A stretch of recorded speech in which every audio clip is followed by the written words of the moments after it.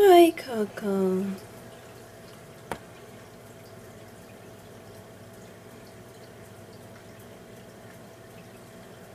See how she's a little bit more interested in sniffing now?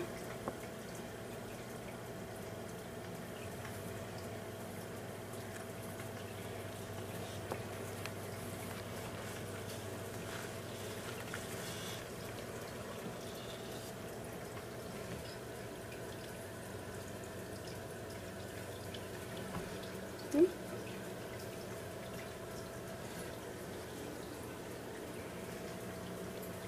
There.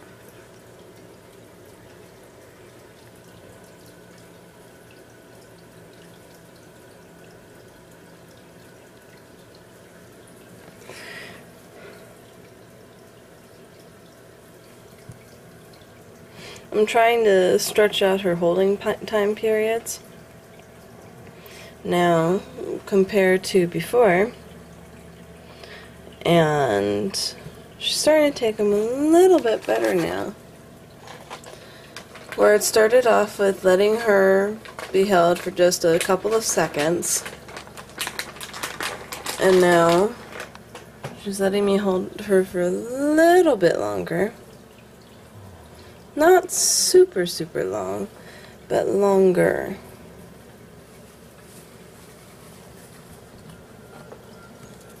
And she still isn't nippy, which is good.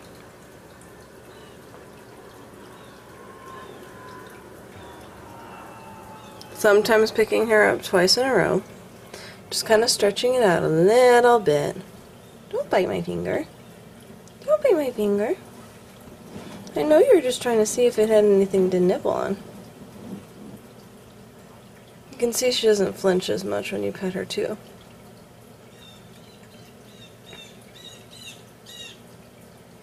She was really flinchy when we first got her.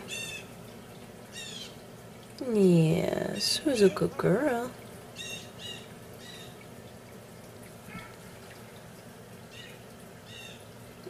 Is that your ball?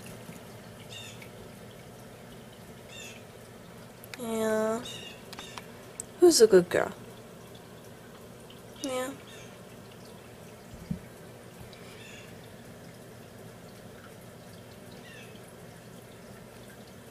See, she's not as skittish when I end up bringing my hand nearby. That's always good. It means she's making progress. Slowly, but surely. So, like I said, I stretch out how long I hold her. And then I kind of double the holding time period, as well as how many times I pick her up during the day. I continuously put my hands near her, let her sniff them, try to pet her, and this is how you pretty much tame a abused or neglected hamster. You just have to be very gentle with them. Just to let them know that there isn't anything to be afraid of. Good girl, Coco. And then we're going to take a look at Alexandra today, since Coco's happy now that she has her treat.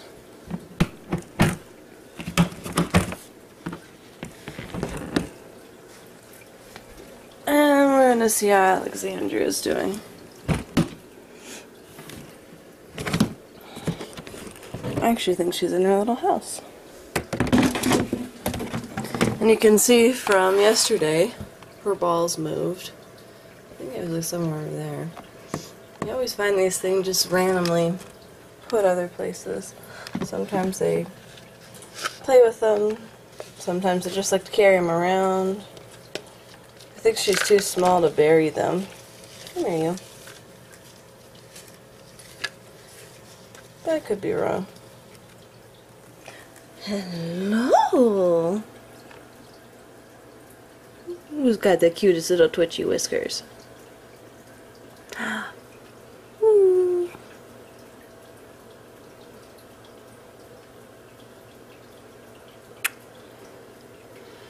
Yes, you're such a good girl. You're such a good girl. She's a good girl.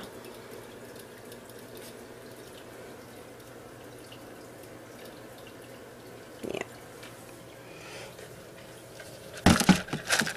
Put that back there. Hasn't really grown much since yesterday, but then again, I haven't really looked at the video for yesterday. But like I said yesterday, they don't normally have an enormous growth spurt until I actually notice, like I said, when they're pregnant. And after they give birth. They kind of become fat, chubby things. Cute, sweet, and lazy. Straight to the point.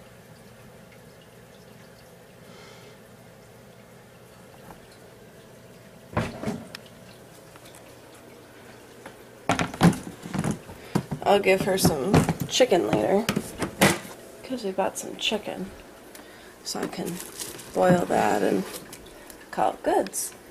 And then we're going to check on Geenia. See how her temperament is. As you can see, that's kind of her little house.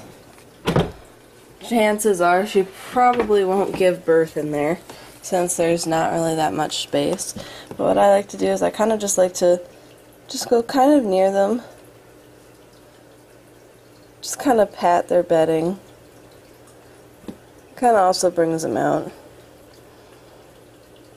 And kind of covers it with our scent, which for some reason for hamsters, scent is a really big key thing for them for telling whose is whose. See? She's gotten better with being picked up. She's just one of those hamsters that just doesn't like to be picked up. And this is kind of how she's been since I got her from the pet store. Just takes a lot of working with.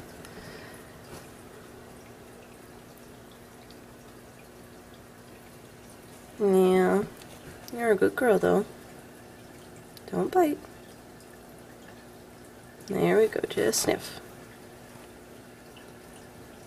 Picking you up again.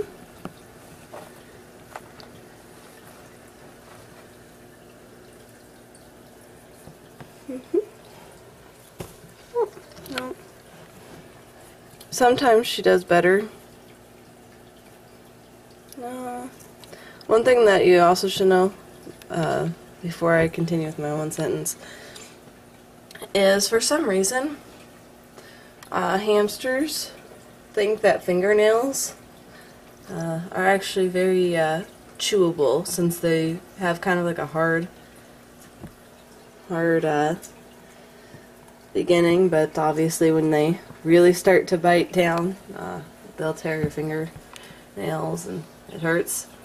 So just keep in mind that when you're working with hamsters, if they bite your nail, it's not because they're trying to hurt you.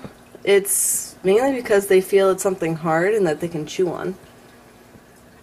And just like how sometimes they'll chew on wood, but they prefer dog treats or something tasty, they kind of smell the salt on your fingers. And so they kind of think of it as a nice chewable thing, when obviously it's not. But sometimes hamsters actually do better when you kind of bounce them on your hand like this, because that way they don't feel so constrained. A lot of them don't though. It just really depends on the temperament of your hamster. You can see if that works for your hamster too, if they continue to kind of squirm. So, but this is going to be the end of this video, because mainly it's just working with hamsters for the time being until in a few days I'll end up breeding Geenia. So, just got to kind of continue getting her used to me working around her bedding.